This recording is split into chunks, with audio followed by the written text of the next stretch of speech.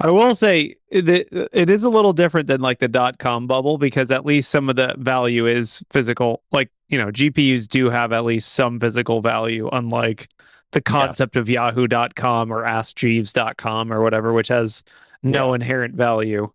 yeah. It was vast AI. You can go rent GPUs all over the place. And I Is rented that like one of the ones that like lives at a like oil and gas production facility and like burns off of their extra energy or whatever? Like, have I you heard have of no, these? no, no, no, no. So like, this is like a marketplace where people just rent out their like computer sitting next to them, one GPU or whatever it is, right? Is this the same people who make a vast antivirus? Because I don't know No, if you should trust No, them. you're missing. You've added an A. you've added You've added an A. it was Yeah, funny if though. you install a Vast on your computer, they will rent out your GPU for you. Uh, Not really. Not I really. rented That like was 30, 50 don't sue me. 90s. It was really easy. Yeah. I mean, Amazon with spot pricing too can get ridiculously cheap for what you get. Yeah, Um, yeah. Nah, I don't know. I just thought it was wild that we obviously are in a bubble if the prices are that expensive, but yet the rental is that cheap. We're in something. I mean, it's always like, I mean, it's these two factors, like buy versus rent. If you were to look at the housing market or Mhm. any other market that has like large capital investments, buying an office building is expensive, but renting out office space might be cheap. Like, this is a dynamic that exists in any market. Well, yeah, but Um, you're also talking about where there's like a reasonable supply and demand equilibrium right now, and there isn't that in the computing market, especially in the RAM and in the GPU market. The supply and demand is totally broken. But what think is most interesting is that everyone is using that supply to then sell it back as a rental. So they're like buying every single house to rent it out, but then selling it the rental price really low.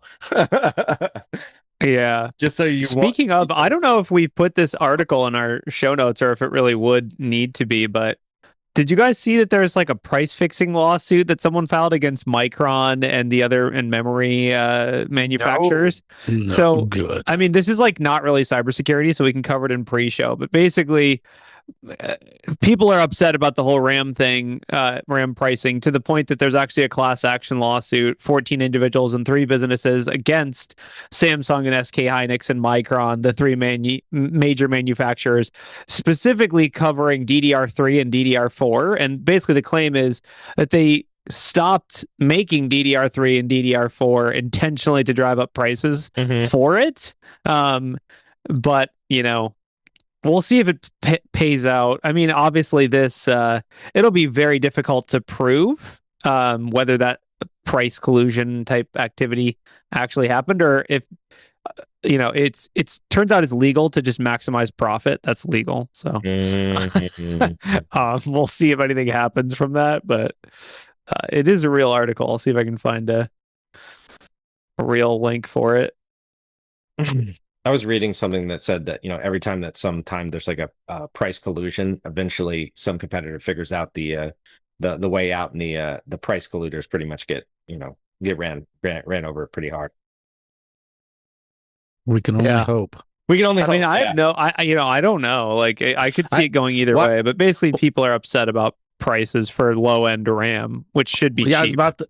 Yeah, like DDR3 and 4, you can probably find a data center somewhere that is just throwing that away. Like, I'm Totally. pretty sure I have a buddy who has like a moving box full of DDR4 that I will sell to Yeah. you at cost. Well, that I think, yeah, I mean, basically, that's like how it was for many years. Like, Ralph and I were both buying, like, I probably have a text thread between me and Ralph where we both talked about buying 64 gig 6 of DDR4 for like $50 a pop. Yeah. And now I heard that's like impossible. The RAM in my servers now is appreciating so fast. Like I'm making money off it right now. Like I just haven't sold it yet, right? Like it's a new investment. It's a new investment. This is actually like a capital investment right here. Don't invest into gold, invest into RAM. I RAM heard that chips. every time a computer chip is made, an angel gets its wings. Oh my God. I just just put this in perspective. I was in a drawer that I have extra SSDs in, and I found a couple 1 terabyte SSDs, like enterprise ones, and they're like worth $300. And I was Oh, no, I was know, just gonna throw dude. them away. Like I was like, oh, I know. Home Labbers, if you're a hoarder, cash in now or forever hold your peace. This is it. This is your time. All right, let's I'm roll still the waiting for finger. floppy drives to appreciate. Yeah. Hold your breath. You're going to be waiting for a while. Vintage, though, at some point it'll be Yeah. valuable. All right, let's do this.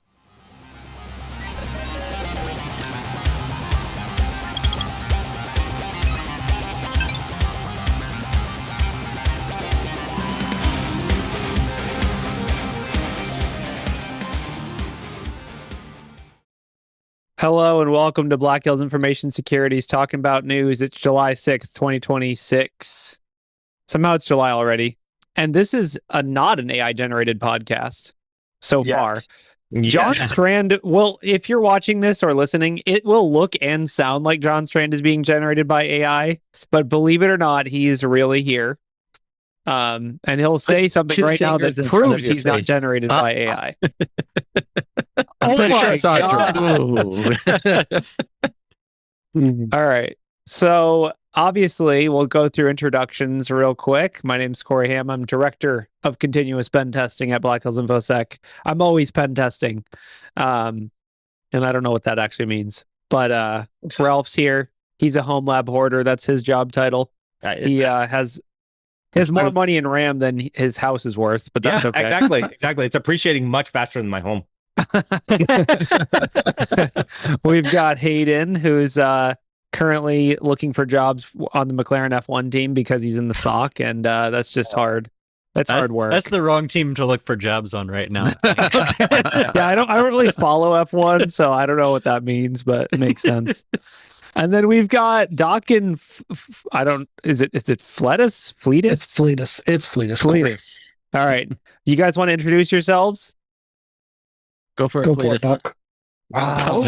You're too nice. You're both too nice. You. No, Yeah. you. So, We've learned so I'll much. go ahead, Doc. So Fletus Poston currently serve as a director of IT and cybersecurity for an additive 3D manufacturing company, running pretty much blue team activities.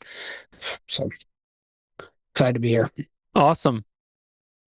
Cool. I'm Doc Blackburn, and you're not. I don't know why I'm here right now, and so That's you the right can answer. continue on. There's no need That's to the spend any exact more right time on answer. Talk's just like, how did I end up here? All right. I clicked the that's good. phishing link and now I'm on a podcast. That's what I like to hear. It's the I'm worst just kind of happy I social got up engineering this link. morning. Amazing. Same. All right. And then we've got Wade, who's professional. Also, I mean, I gotta say, Hayden, Wade, did you guys like coordinate your colors? Or are you both simulating that you're getting pulled over by the police, or what's going on? You both have like a red Oh, blue the theme. background color. I thought that's how you're supposed to do it, just to make pretty all the backgrounds. balance. That's what Ryan tells us. I got in his Well, mind Doc has subliminally green because I've mixed had in. these lights for 3 forever. colors. Yeah, you guys are I had a two. student. I had a student compare me to Doc last week while I was teaching. He's like, Ouch. a couple of things. 1, you don't have cool lights in the background. 2, you don't have any guitars in the background. And 3, you shave your beard. And he's like, I don't know if I can trust you. And I'm like, God, now I'm getting compared to Doc. Man. Oh, Wow, so you got some high. harsh I'm students. so sorry. I think you All set right. me up. So, all right. Let's get into the articles. I think we can start with kind of a follow-up to the whole Hunters thing. We kind of brought that up. I think that matter, at least from my perspective, is now closed, and I want to give people an update in case they're curious. If you live under a rock, I'm sorry, you don't know what this is.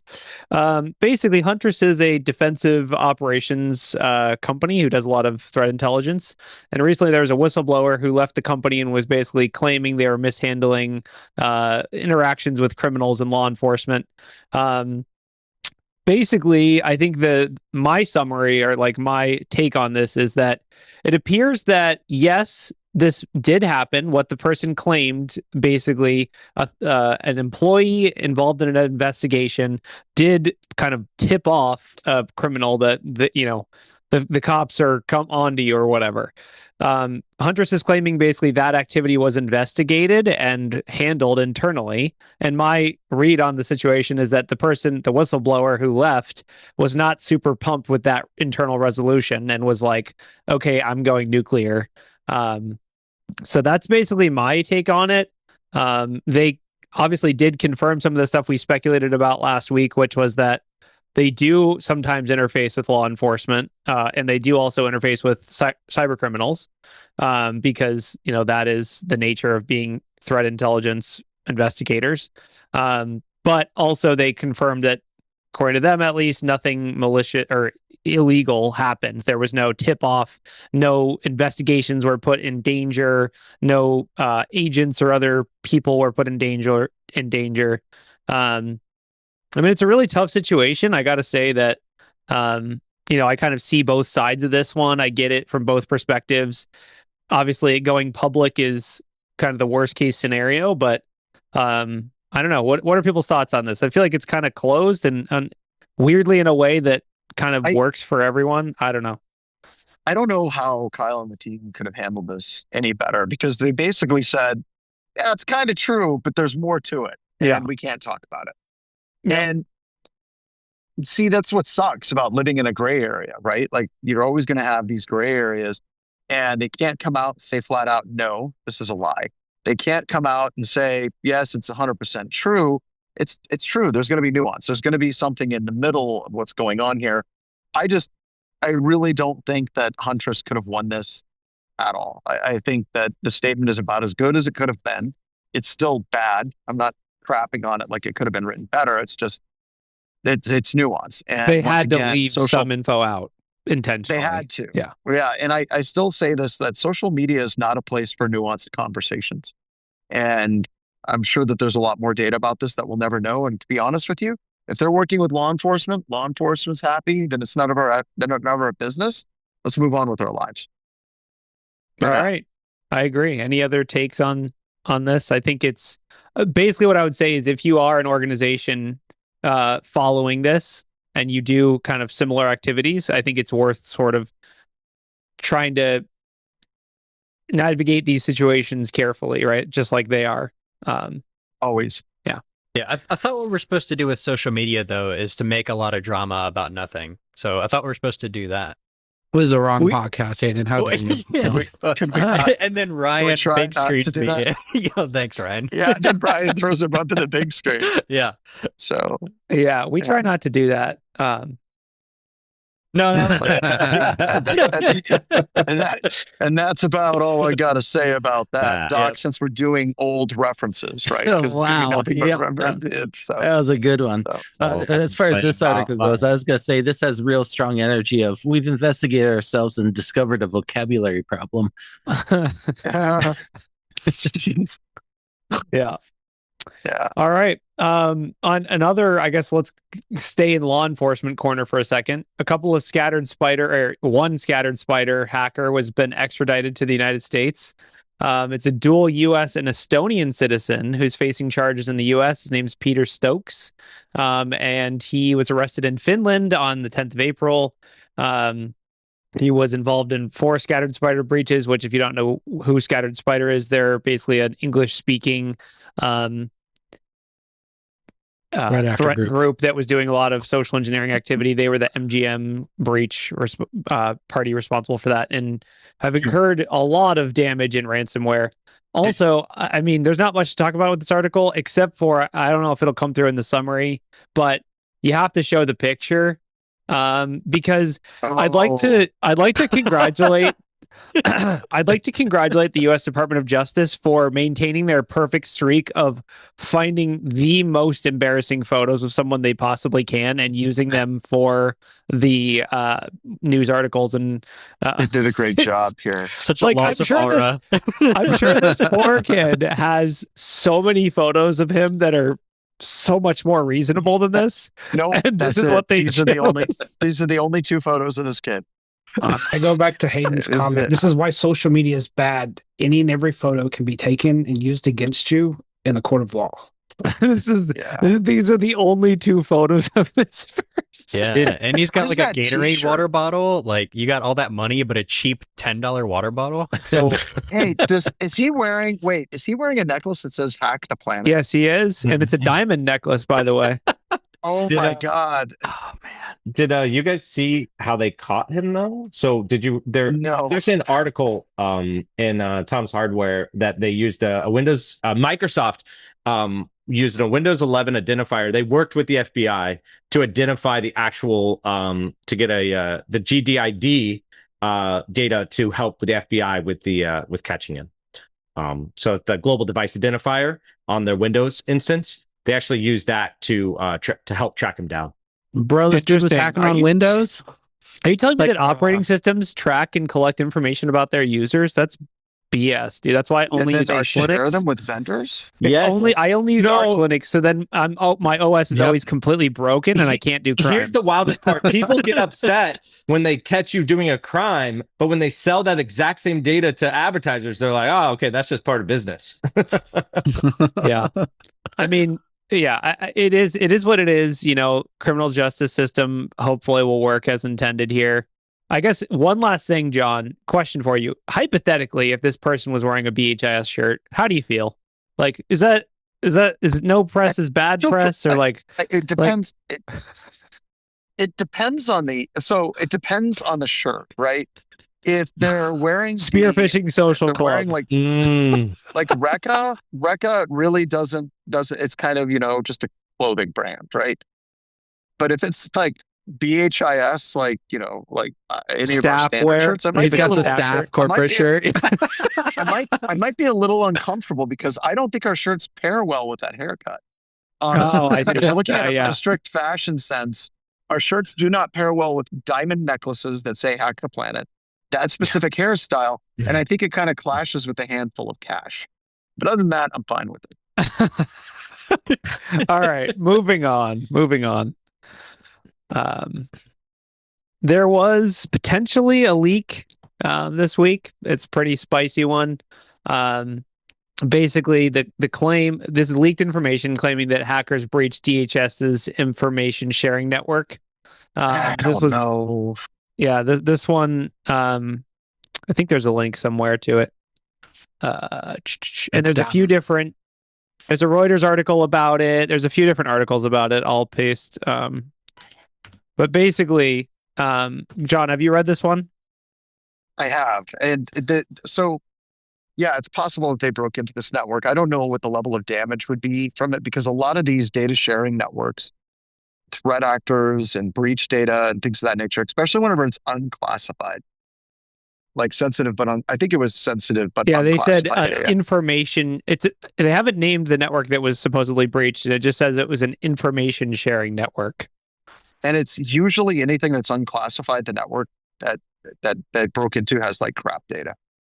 A lot of it's data that we already, like a lot of other sources are talking about it openly. I mean, yes, Department of Homeland Security, do better and secure your systems, but I don't think that this is like the equivalent of like full classified data breach or anything like that at all. Every time I've been around these data sets, it's not super, super interesting at all. Yeah, I mean, it says SharePoint was compromised as well, so I'm assuming, of course it was. Maybe it was the SharePoint CV that popped this week, maybe? Could be. Yeah. Could be. That would be a much more interesting story to me, but still, I don't know. Then it would be another interesting, like, are they running their own on-prem SharePoint instance as well? I hope. So I don't know. I don't think that this is like a big deal, like, oh my God, something horribly sensitive has been broken, but yeah. I mean, it's just a headline anytime that DHS is claiming a data breach, right? Like that is, the exact headline they're trying to avoid at any cost. Yeah, the article at the very end says... No, DHIS. You can say that they're trying to avoid those headlines. What's the quote? I think Winston Churchill said, Americans will always do the right thing after they've tried everything else first. Whenever you're talking about government security, it's like, well, we got to make sure we do a press release. We got to do this. How about we actually secure the servers? No. We're not going to do that. No. We're not going to put effort into that at all. It's a legacy network, John. Servers. It's legacy. And it's unclassified. How are you going to get funding? It's right there. I think you just nailed it, Corey. You just summed it up perfectly. All right. That's where we're at. But yeah, speaking of SharePoint, there is KEV got an edition this week of a SharePoint CVE. It's self-hosted SharePoint only. If you use SharePoint if you use SharePoint like every single organization on the planet does, it's probably cloud hosted, and you're not vulnerable to this. But if you are the weird ones who self-host your SharePoint because of, I don't know, legacy information sharing networks like the DHS. There is a CVE, and you should patch immediately because it was disclosed on July 2nd. Yeah, if you've ever used SharePoint, you know that it's kind of iffy. If you've ever thought that maybe it's not the greatest, you should try self-hosting it because it gives you an entirely new opinion on SharePoint. How bad it is. Yeah, and if that's not bad enough that you have to use the self-hosted SharePoint, how many CVEs has it been for SharePoint in the last few years? It's been a couple that were pretty nasty, if I'm remembering correctly. Yeah, it's been enough to maybe move to something else. You know what the worst part is people think that the SharePoint on like regular Microsoft is somehow better, like in the cloud. They're like, oh yeah, no, it's just that they updated it before this one. Okay, but that's the question I'd like to ask is, you remember like years ago there was a critical exchange vulnerability and the guy decided to see how long it took to patch it, and it was like incredibly hard to install patch. Is SharePoint as difficult to patch as old on-prem Exchange, or is it a little bit easier? I don't know of anybody that's running on-prem SharePoint other than some of our customers from time to time. But seriously, is this like an incredible pain in the ass to patch, or is it pretty straightforward? SharePoint's I think it's usually a pretty pain in the butt. straightforward. Usually. It's tedious. Still pain in the butt? It's tedious, but It's it one of can the be done. okay. Here's the fun patch one. Here's the fun patch lesson. This Microsoft's done this a bunch of times too, historically, right? You got to patch this, and then you have to go to this version, then you got to go to that version, and then only this version. But if you go to the other one, you're gonna break the yes, exactly. They love it. They love it. So what if I just go in Copilot or Codex and type patch my SharePoint, make no mistakes, see you tomorrow, buddy? Yeah, It would only work if it's on Fable. If it's on Fable, Nothing wrong with It's it. on Fable. It's on Fable. No, it'll be like, sorry, I can't do this. Yeah. Microsoft. Corey downgraded. Corey, did you just replace our SharePoint server with an FTP server running on Arch? The AI ran out of email. Listen, the AI ran out of everybody just got- options. Yeah, it ran out. So actually, John, I have bad news. It is FTP, but it's somehow through IIS. Don't question There we go. Oh, that happens a lot. Yes, Yeah. yes. That's how you Oh know my you God. made it. FTP with IIS. I've switched to Move It, a more secure solution with no vulnerabilities. Hey, there's something we haven't heard in a while. Oh, boy. And everyone moved it out of there. So we already kind of just talked about this without talking about it, but we talked about Fable. What? Wait, crap. I was going to say, do we have any other stories? Hold on. AI. Hold on. No. We're not going to go there yet. We're not. No, that's AI. He refuses. Hold on. I'm not there yet. I'm not. That's AI. Did you see here we the go. defeat Here we air go. gap No, I got one. systems? Hold on. I got one. This story right here. Yep. This is another. John's not Googling AI story. non-AI news article right now. Yes, exactly. Yeah. Copilot It's the guy that was- summarizing the He non-AI was articles. investigating. Hold on. It's the guy that was investigating Pegasus in Europe, and then they found out he had Pegasus on his computer. What? Yeah. So he was a substitute member of the European Parliament Committee, and they were specifically in the EU investigating the use of Pegasus and equivalent surveillance spyware. And they found out that he had Pegasus installed on his system. Okay, but the question is, are these two activities related? Does he just have bad hygiene, or is this separate? I would find it very weird if NSO hacked. Well, I wouldn't actually. Shit. Oh man, flip a coin. I think it would be about 50-50 because this is the group in Europe that's studying NSO and whether or not it's going to be okay for people to use Pegasus and NSO. I can't put it past NSO to hack the members on that panel to see what they're coming up with. I don't know, 50-50 on this one. Does anyone else have a take on that? He was trying to I'd say reverse it's more engineer likely it than not. It's not surprising that the spyware being investigated apparently is attending every meeting. Well, Yeah. okay. I think I will say, like, reading the article a little bit in depth, I think that it probably was a non-technical. Like, I'm guessing this person was actually infected, like, from the threat actors, because they're a member of parliament and they're on the committee that's supposed to be like investigating spyware abuse in Europe, right? So it seems like that would just be a target for, Corey, thanks for taking all the Pegasus. fun out of it. All right, was like about we to could say, have like, made like 5 why more not put- jokes about it. Yeah, I was gonna say, why all my not put the jokes back are door? Yeah, I mean, it is possible, right? Like, I mean, sometimes people get a little technical, but also, just to make it even more depressing, it was his iPhone that was infected. So basically, his personal, or not personal, but his phone was what was infected. It's probably pretty unlikely he was doing reverse engineering on his phone, unless he's, What if he infected himself on an iPhone as a false flag? And then he was feeding them information. He took John's deception class. That was the key of it. He did. That's how it works. I don't know. Everything I learned about how they reverse engineer shit in Europe, I learned from like James Bond Spectre.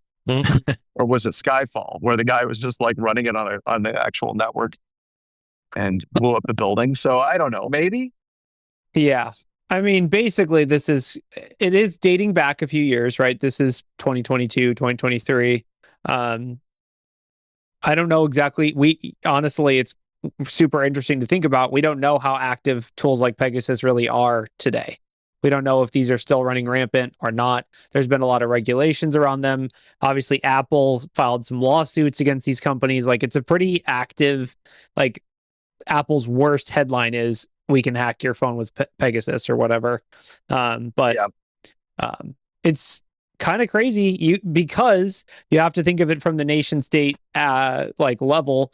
The assumption I would make is that only nation states get access to run Pegasus against live targets.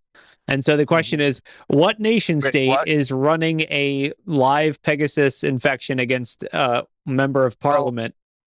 And that's why I'm like, flip a coin that NSO Group was behind it, because you're 100% right. And as far as I know, you still have to have a direct connection back to NSO servers. Like, you just can't stand it up on your own and just go like off-road, right?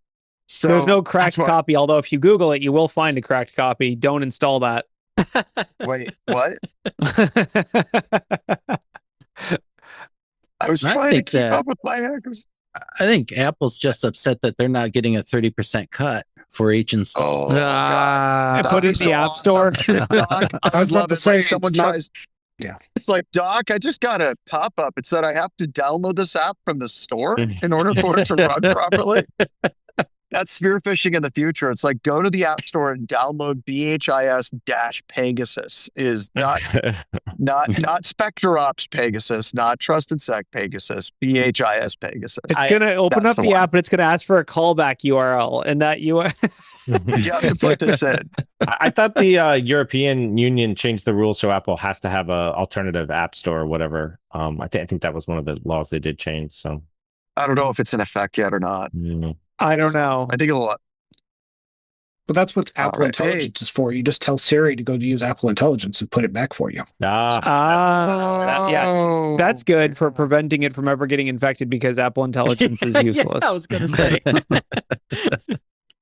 By the way, I want to say I'm proud of all of us. We made it 23 minutes without an AI story. We can keep going, dude. We can go There's more. There's a lot more. Let's do one more. Let's do another one. Let's do another one. It's like a push-up. How many push-ups can we do before AI podcast happens? Two. I would say, I don't know if this is security, but I still think it's in the realm of Sony going completely digital. Oh, I saw that. Dude, people are mad about that. Okay, wait. Really Is this a dating thing? Is this PS5? This is PS5 games. Yeah, all PlayStation games are going completely digital by April 2027. So no more physical discs whatsoever. There's already, I'll throw you a link right now. But you can just Google it and you'll find something too, though. So people are not happy. Yeah. So the thing is, there's already been talks that Xbox is already moving this way as well, but like I'm not surprised about it, but I am sad about it, if that makes sense. There's also a bunch of great memes out there going around of like Domino's putting out a statement saying in response to the gaming industry, Domino's will be going completely digital by 2027. Then everyone else is clowning on them as well. I see. Yeah. And the classic pile-on. Yeah. If you guys remember, I think it was like 2024, Xbox made a statement that they were going to do this. and then quickly walked it back due to community. And Sony actually has a YouTube video out there saying like, oh, here's how you share a PlayStation game, and just gives them the physical. But this looks like it's already in place. They're already ramping down one of their factories that is there just to make discs, and then rearming it to do something else. It's gonna run, crypto mining or something, AI server farm. So this was okay. Like I don't give a shit about this one, honestly. What does bother me is, I think it was Sony also said this last week that if you do not log into your account over, I can't remember how many months, it's 12 that months. they will delete your account, 12 months, and they will delete all the games that you purchased.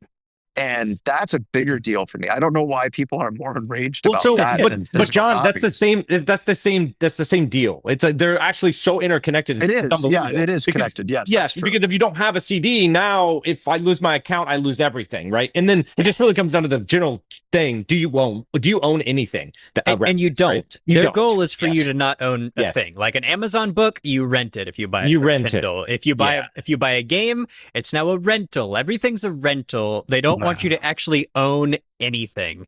And the part that also has a lot of people furious is these digital games that cost so much less to produce at that point. You don't have to produce them physically, cost more, and also continue to go up in price, where the new GTA will be over $100 or something ridiculous probably.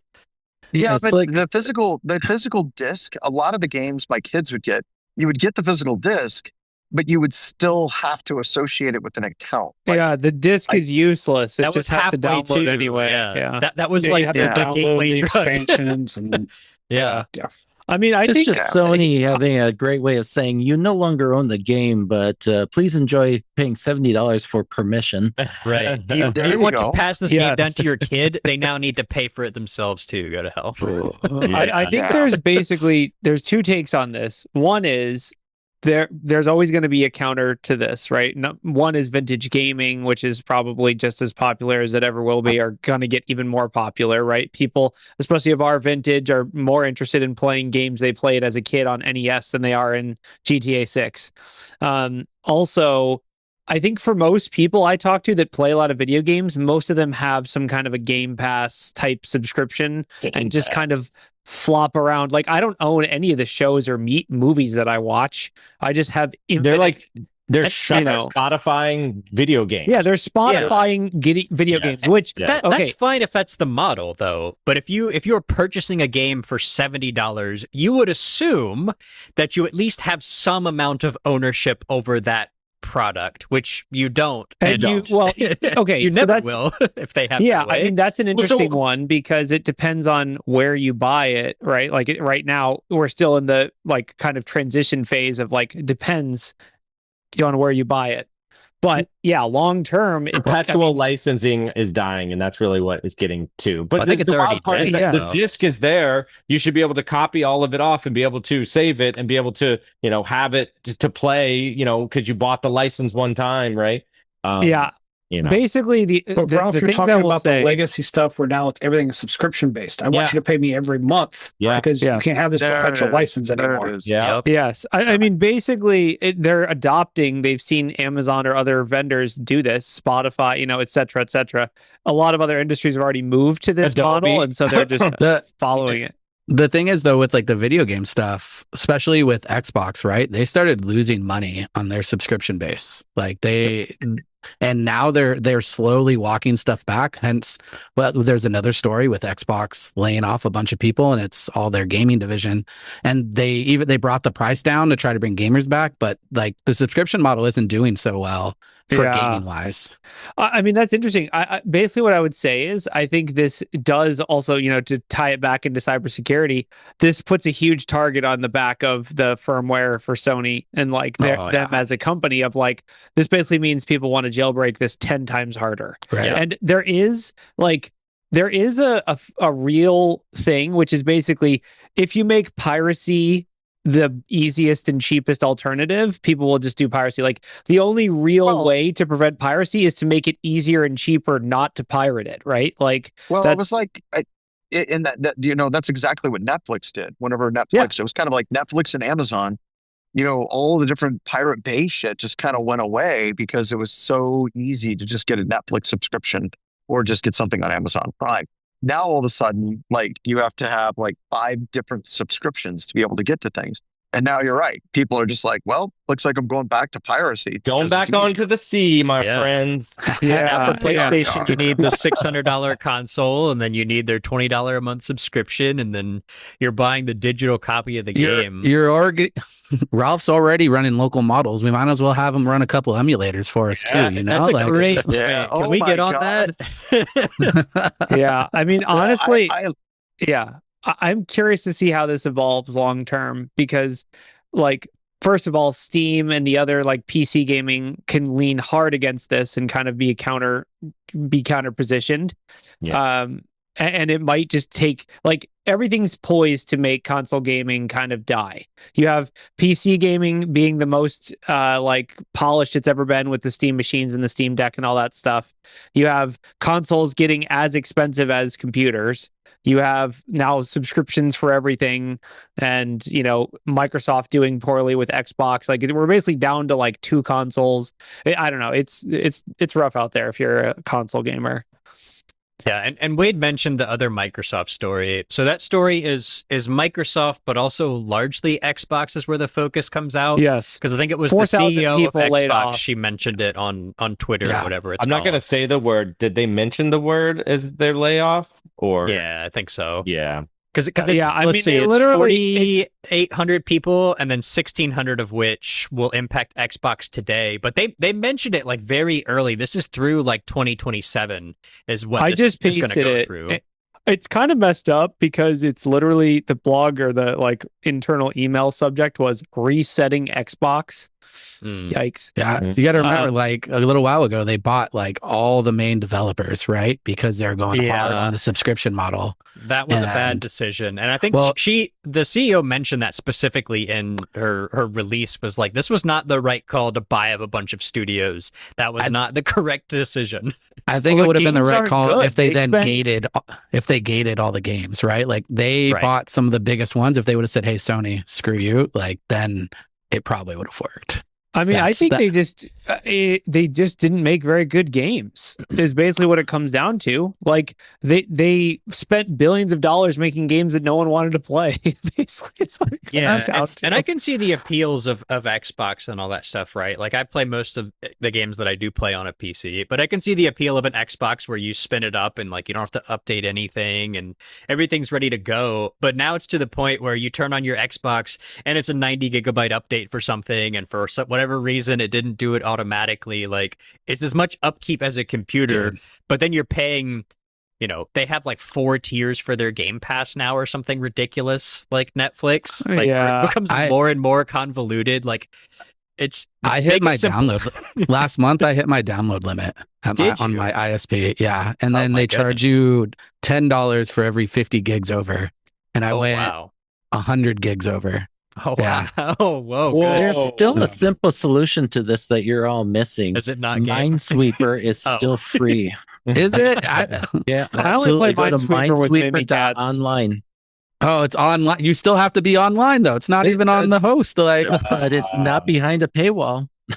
Not yet. You're spider. You play Minesweeper. If you ever had to pay for Minesweeper, I'm all Viva Revolution. I'm with you guys. If Minesweeper goes, I'm gonna say just go offline and play the browser-based games. You got Dino and Chrome. You got this downhill skiing and Edge. You can just go offline. Dino. Oh, that's right. Browser-based games. View page source. Just save and then I'm good forever. And play it again. So I'll segue us, Corey. What about instead of playing with games, we play with AI instead? Oh, use all the great AI. No.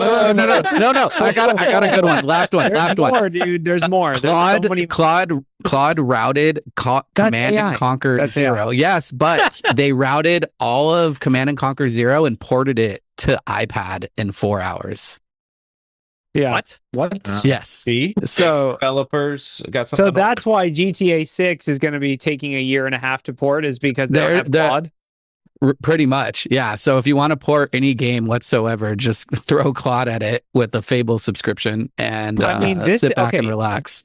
This is a broader theme that's happening in software in general, where people are just taking a weekend, ripping some Red Bulls, and porting one piece of software into another programming language. Like someone a couple weekends ago did SQLite, ported into Rust. Well, it's either that or you learn to golf. Every time they do a port with Rust, it's always faster though. Every time you see like some like little port to Rust, it'll be faster, but it'll always be like a millisecond faster or whatever. Like nothing to like actually go. Dude, I get so many Rust like port things to Rust ads and stuff to port to Rust, and it's because of this podcast, and you guys mention it so much. Yeah, I mean, the thing is, we're gonna port this podcast to Rust someday. Just you wait. Yeah.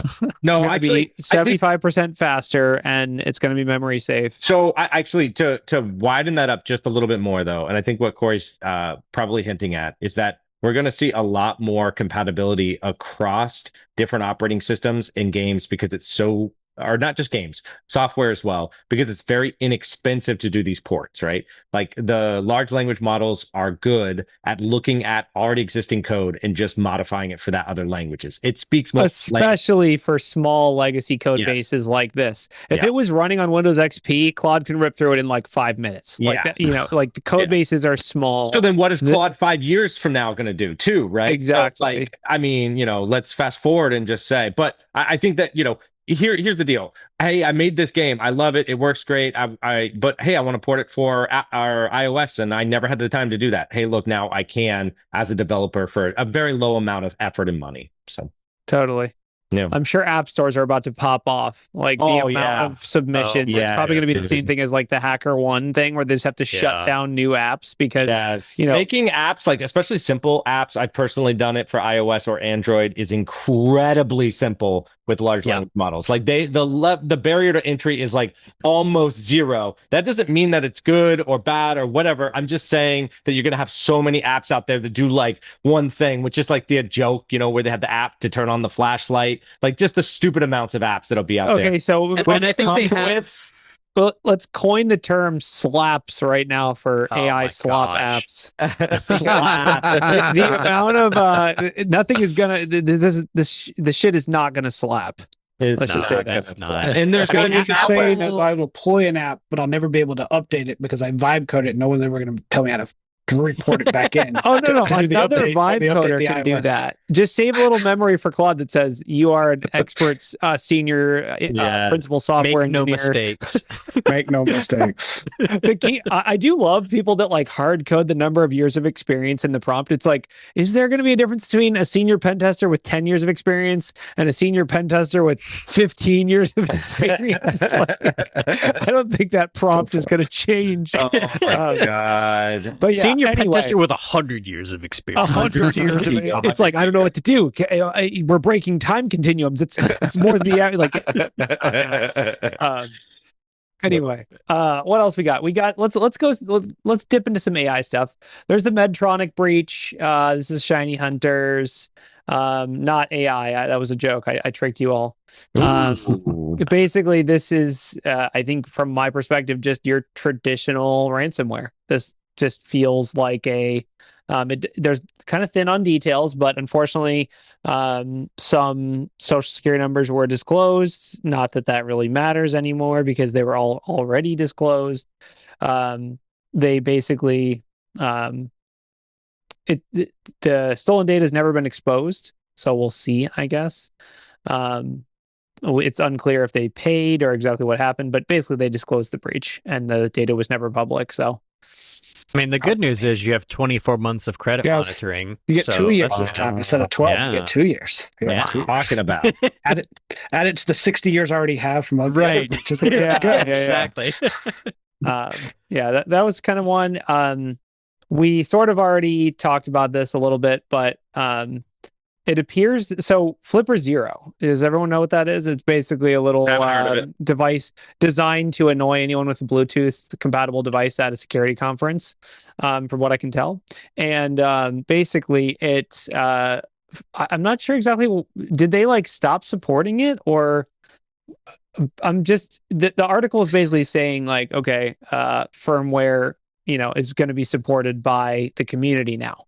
But what I'm not clear on is, does anyone know, did they stop like officially supporting. I know like, there's they a just new released- one coming out, right? There's a newer December version. 2025 was the latest stable, I guess. And then after that, they essentially just said, we're not releasing any more official firmware versions, but we are going to maintain it basically kind of like, I would call it like a Linux model-ish, where it's like community members submit PRs and things, and like there's people from the company that actually review those and merge them, basically. So it's like they're not actually If you doing read anything. down the better. article, it states that they outgrew their team.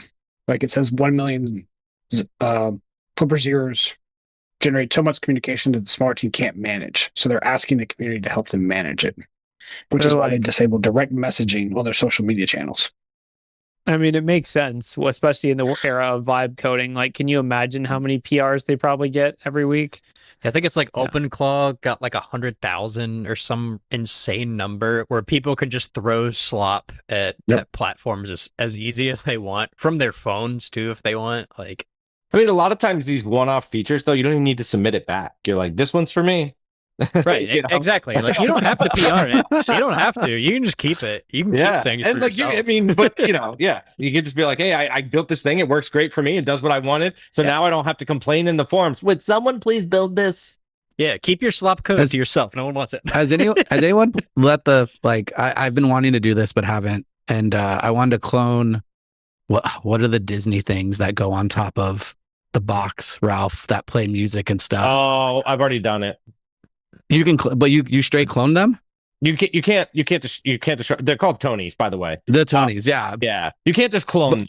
You can. There's a whole. Yeah, you can read them, and you can make new figurines, and you can redo the tags. They're kind of fun because you have to like elicit them to actually respond to you. So there's like a code.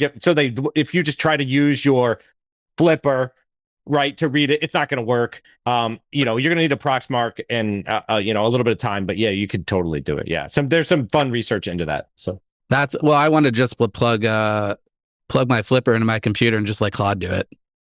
Yeah. So it's not fake. Go at it, Claude. Yeah. So if you ever want to do that, I built some of these like essentially design loops. If you can feed what you want and give it enough tentacles, meaning like give it access to all of the things that you could do, you could just have it loop through until it solves the problem. Ah, okay. Well, we do not condone piracy on this show, but never. Go on GitHub and type. Rob just reminded you, Tony. you don't write prompts, you write loops. You write loops. Continue writing a loop. Never write a prompt again. Just write a loop. Always write a while loop that only completes when your agent hacks the Gibson. Yeah. Or it runs out of tokens. No, actually, there's been a couple actually interesting articles, piracy aside, around just how the technology works usually when something like that happens. And that will be the same, speaking of that, with the PS5 and other things like that when they finally are able to exploit it. A lot of people do it not because they are just dying to play this game they can't afford or something. It's because they're just dying to figure out how it works, right? Yeah. I mean, it'll be really interesting to see what kind of, like, at least right now in security, there hasn't been much of like AI infiltration and bug hunting in like the embedded space. It'll be interesting to see how that evolves over time. Oh, it's going to be a freaking bloodbath. All of those like things are, JTAG like, and worst. and all that stuff, and like protocol fuzzing, and I mean anything AI can.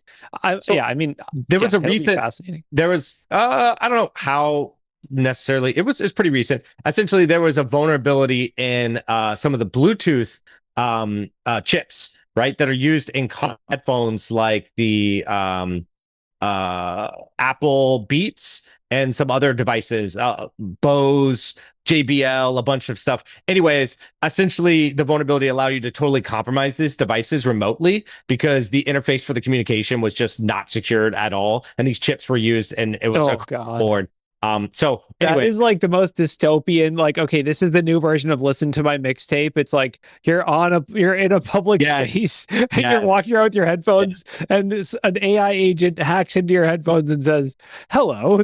It's like, please consider stopping by for some fudge. Yeah, you can send firmware updates unauthenticated to these devices. Ooh. So like, I mean, anyhow, but dude, I thought SFTP would be a fully TFTP would be a fully secure secure protocol for firmware updates on headphones. So that's the thing. Bluetooth has its own. There's two communication protocols that it uses for this. And if you select it, in this particular case, they just didn't secure either of them, and so you could, essentially communicate if you're close enough to them. But you could do other things like, change the firmware, monitor what they're listening to, hear what they're talking about if they're on the phone, other things like that. So. But the wild part is not specifically this model. It's the fact that these embedded chips get put across tons of different devices, and one of these embedded vulnerabilities could essentially affect a whole class of devices that are utilizing them. So I have a question for the group here. I'm just wondering, of everybody that's here, do any of you guys actually buy a product and use it for its intended use? Or do you guys just clone it or hack it or whatever? I mean, it's it seems like nobody here actually uses the thing that they buy the way it was intended. It's like, how can we break it? No, it's because we only talk about the interesting ones that we don't use for their intended use. I don't want to tell you about those. I don't want them hacked. All right. The answer is always, it depends. Yeah. It depends. What's my mood today? Do I want it as it works, or do I want it as it doesn't? What I will say. I was going to say, to answer your question more seriously, I do intentionally avoid buying the smart versions of things if I can. If I have a choice of two, like a dishwasher that has Wi-Fi or the same version without the Wi-Fi, I would probably buy the one without the Wi-Fi. You know what I mean? I'm still trying to figure out why my microwave needs Wi-Fi. Yeah. Just don't understand. And so it's hot pocket the refrigerator hot tell on the the stove outside. to turn on. It's Now, still cold lines talk to each other. It's cold. You turn it on, warms up the house a little bit. Nowadays, Wi-Fi is behind, right? You have to see if they have MCPs. That's what you want to do, right? Yes. Your microwave needs an MCP. Oh my god! I want to be notified on my phone. Yeah. You piss float off and Can you microwaves all research how your to cook a forks. hot pocket? And then I want it to go and start my laundry for me all at the same time. All right, and I want the statistics and build a nice chart that goes on. I've been going down that road with Home Now Assistant. you're talking. Since Home Assistant can connect to so many different things, Same, and then dude. throw the AI model in with that, right? And then the world's your oyster at that point. Like all these problems that used to be like rabbit holes, you would spend a whole day trying to get to work. You're just like, all right, go fix that. And so, but that dystopian world where you're asking it to do silly things, it could be soon. Ralph just created Smart House, the Disney 1990s. Yeah. I didn't do nothing. Wayne just built a Grafana dashboard that he can look at for his entire thing through Grafana. He just looked at Grafana all day long. Exactly. This is how my house is operating. I mean, I built a gardening one. I put 2 cameras over a garden to watch my plants. I put QR codes above or where the plants are so that the model knows what the plant is. It takes a photo, sends it back, and then just does the gardening for me. It says, hey, you need to do this, you need to do that. And it has control over the watering. And it has water sense meter, so it can just watch the whole thing. And then I get little status updates. I don't do anything. Status updates every day to tell me what's going on. Caterpillar detection. Hurry. It's firing slug lasers. Yes. All right. Lasers. Yeah, here I was just going outside and watering my plants like an idiot. I know. It's like there's a snake in here, there's a rabbit in here. Get the rabbit out, get the snake out. We're good to go. So Doc just asked a minute ago, do any of us purchase or use things for their intended use? I just learned that Ralph is using plants in a weird way too. Of all things. Exactly. Well, so I'm growing a garden. We've got all kinds of vegetables and stuff in there, like jalapenos. We've got tomatoes, all kinds of fun. So it's fun to eat tokens as well. Yes, it's fun to eat as well. I'm growing juice. I can't. I mean, yeah. I don't know what the end result of all this will be. At some point, Ralph's going to have some guy that just shows up to his house unbidden that says he was hired by AI to water the plants because the AI is something broke and it couldn't do it. The AI was like, I got to find a workaround. I'm in a loop here. I can't stop until the plants are watered. I'm going to run out of tokens, so I have to hire someone. He's going to start Ralph ordering in stuff 20 on years, and delivering it to his door for him. He's going to have to you visit Ralph in 20 years and he's going to be be shuffling around in Kleenex boxes on his feet and bottling his own urine and stuff like that. Yeah, psychosis. Okay, so seriously though, you could imagine being the AI agent being like, I've gone on your Amazon account and bought some upgrades for myself so I can better serve you. I mean, there is a product now that like is almost like a managed OpenClaw, right? But they released some new feature called Human, like it's their product name and then Human. Oh my god! And then it can allow you to basically tell the agent to elevate that problem to basically a human operator, and then it will basically pass through charges to you, the user of that account. So you could tell it like, "Hey, I need you to place a to-go order from this place and send it to my address," and then it just charges you the cost of that item, I guess, and it's part of that subscription service. Oh that yeah, you pay no, for. we talked about rent-to-human.ai on this show. Like, yeah, a year ago. Yeah. Well, We let's hear we what made fun of it back then. Now I'm already a paid customer. No, I'm just kidding. I'll move Why do you over think to I'm here? agentic AI when it finally says, "Hey, good news, Doc. I got a job. You don't have to work anymore. I'll pay the rent." It's like Yeah. that's nice.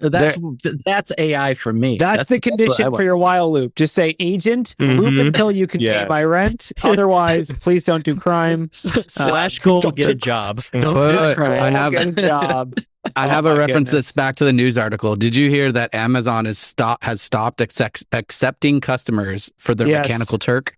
Yes, I did see this. And Shocker. for those that don't know what Mechanical Turk is, Mechanical Turk was designed not for this use case, actually. It was designed for the use case of AI training, actually, which yeah. is essentially, they would basically have some outsourced low-cost labor. You say, look at 6,000 pictures of a hot dog and confirm or deny whether it's a hot dog. I guess, did you actually fully read this, Wade? Why did they say why? No, Or they did think they didn't really say why, but it feels like they're sunsetting it. That's what it is. Okay. That Yeah, over definitely. the time, it's been out for a long time, and they said that no new services have really come, and with workers and researchers abandoning it due to bots and fraud, right? Like if they don't really know if it's a real person now, it could be an AI doing the job. So you're is what I'm saying the Isn't that workers are, ironic? yeah. Oh my God. The workers can't be verified. They're like, how do we? I mean, it seriously does create the whole like snake eating its own tail problem, because it's like, okay, we have a bunch of workers claiming to be workers. They're actually bots, but then what do we do? Do we hire workers to verify the workers or bots to verify the work? Like, Isn't this ironic that what's wrong with the checkbox on the website that says I'm not a robot? Did we miss Did we just is a totally whole- skip over that now? Now it's the inverse. Prove you're a human. I'm going to give you a complex equation. And you only exactly. have. I mean, the CAPTCHA thing, like, I mean, we a little bit touched on it a couple weeks ago, but it's like, how is the internet going to just straight up break? Because you have, at this point, who is actually manually using the internet all the time? Very few people. Everyone's using the internet through an AI agent. How does that change with CAPTCHAs? And like, as that evolves, you have people like Ralph who are just having an AI agent buy their groceries.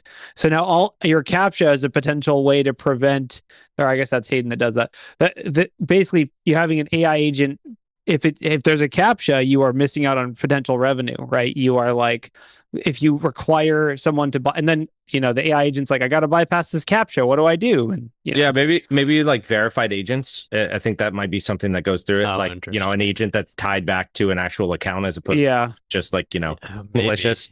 Right. Well, it's the same with like your IP address. I mean, there's a lot of indicators to tell that are inside of CAPTCHA that can kind of tell. And one of those, one simple one is your IP address. If it's a residential, other things like that. It's not guaranteed. It's just like an indicator. And so they will probably, to your point, Corey, because everyone's using it, use more of those indicators to figure out whether this is a legitimate agent doing a task or it's a illegitimate agent trying to, harvest a bunch of stuff. And I'm curious how they're going to factor advertisements into that, right? Because as less and less people do the actual browsing just most websites now is horrendous. It's a terrible experience. There's 40 cookie notifications. There's ads everywhere that load in and out and move all the page content you around. created this problem, internet. Right, you created this. That's why I'm using Claude to Google things for me at this point. Like, you think I'm going to go 100%. through all 40 like sponsored results and look at Google's sponsored result, which is also full of sponsors? Like, screw that. Like, Claude's going to do my Google for me. Like, sorry. So weird. All right, let's do some quick fire. I know we only have about 5 minutes left. Actually, no. Before we do quick fire, let's have Fletus and Doc plug what you're here to plug. What you got going on in your lives that you're here to talk about? Go, Fletus. Yeah, as I said pre-show, not a ton going on. Most of my talks were pre-summer. I've taken the summer off from a lot of things. I do have a YouTube channel. It's just Fletus Post if you want to see content. It's usually a lot of, sadly, AI slop recently, just talking to people about what they're doing and not doing wrong. Strong cyber defense. I do a lot of human-centric, so I try to bring the human back into everything we're doing. So if human-centric security is something you care about, you'll probably enjoy some of my content. Trying to make it out to summer camp. We'll see if I make it out there or not. Still looking for funding. So I'll set up a GoFundMe. You're welcome to send me out there. All right. Thank you. Doc, what you got going on? You have a pay what you can class, right? I do. I have a workshop going on July 17th, right? Is that what it says? I should probably put this on my calendar. It's a class on access control. We're just speaking about the internet and trying to prove that you're not a robot. Now you are a person and who you are and all of that. This class is all about that important stuff, about being able to verify people's identities, about being able to authorize what people can do, and the accountability of, now that they have the access, did they use it? When did they use it? Where were they when they use it? Things like that. Now, I am sure, as I know that a lot of the attendees to these newscasts, you're like, oh yeah, no, I know about all this stuff. Yeah, do you? Do you really? And do you know how password cracking works? Have you cracked passwords yourself before? There are going to be a lot of really cool things in this 4-hour workshop that a lot of people think that they know, and they're going to find out that they actually don't know it. And even if you're one of those people that, yeah, I know all that, I'm fine, been there, done that, have the t-shirt, fine. Tell your friends.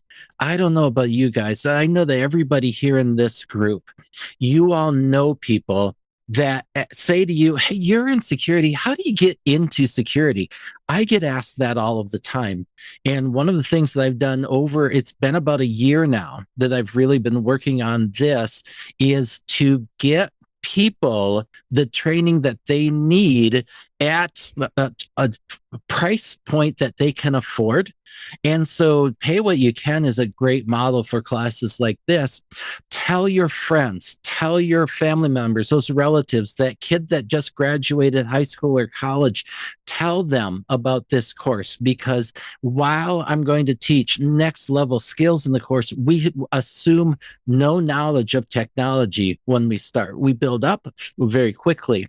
But this class is for those people mainly who are looking to get into cybersecurity, and they're trying to understand what those core concepts are. And this is just one of several courses that I have. If you click that picture of me, I'll bet it takes my name right above it. It'll take you to a whole bunch of other classes, including an introduction to cryptography class, introduction to into networking, and how to think like a cybersecurity defender. So check out all of those classes. They're all very affordable. They're all, I would like to say, very high level, very valuable content. I know Fletus has seen the work that I do. Fletus, can you vouch for me and say this shit's good? Is this good stuff? Depends on the day, but yeah, most of the time. Yes. Oh, wow. I didn't pay you enough today. No, did you I? didn't pay me enough for this comment. Your AI agent bid a little low on that. Yeah. I'm still waiting right. on mortality to come in. It didn't get high enough before you asked the question. No, on all serious notes, you will not go away without learning something new. No matter if you've been in the field 1 day or 40 years, Doc's going to share a nugget of truth that you'll take away. Nice. Thank you, Fletus. All right. Some quick fires real quick, because there were so many articles this week we didn't get to everything, but there's some fun ones. First of all, Hide My Email, which is an Apple service, doesn't actually hide your email. What? That article kind of was a sleeper article, and it's a 404 media article. There are no details as far as why or how the vulnerability works. Luckily, this isn't public, but essentially they've reported this to Apple. Apple doesn't care or isn't fixing it, or I don't know. But basically, this feature that's designed for one explicit purpose doesn't work for its design purpose fully. Good job, Apple. A more quick fire. There was also Palo Alto was being sued by a company that actually got attributed as a threat actor in an AI report, and then turns out they were falsely attributed. And all their stuff was like basically blocked from the internet. This is actually like a crazy nightmare scenario. I'll link it if you want some nightmare fuel. Basically, this company called Meeting TV has sued it after basically someone published them claiming an article claiming their Chinese corporate espionage operation, which apparently they're not, or at least they claim they're not. This is absolutely wild. If your AI agent hallucinates and attributes a threat to some entity that it's not attributed to, super scary. I don't know exactly what will happen with this. But yeah, those are my last quick fires. Anyone else have any final quick fires before we shut this show down? I got one. I'm sure you know what it is. If you're using Fable on Claude, you better switch to something else before tomorrow at probably tomorrow night, because they're going to pull it and they're going to start charging you usage tokens for it. And I think I ran one prompt on that and it cost me $15. So I would not recommend you do that until they re-add it to your subscription. Yeah. Yes. We didn't even talk about it. It would have been 20 minutes talking about it. But yes, the export controls are lifted. Fable, you have access. Yeah. If you're me and you ask Fable if an apple is the same as a potato, it'll say this has been flagged for cybersecurity reasons. And you can't, like also, it literally won't Sonnet do 5 on mic. Sonnet 5 came out. Sonnet 5 is out, and it's probably not worth you even switching, to be quite honest with you. It's the there's same. A lot of articles about it. It's not even it's the same. It's more expensive. Essentially, wait, is it really? Yes, yeah, I saw benchmarks that said that. It's because of the tokenizer. It uses more tokens to do the same amount of work because it's better. So it's essentially just working harder, spending more money. The pricing is the same, but it will cost you more because it uses more tokens. Yes, it will cost you as much as Opus. So, but the bigger general thing that don't be surprised we're going to see as these models keep coming out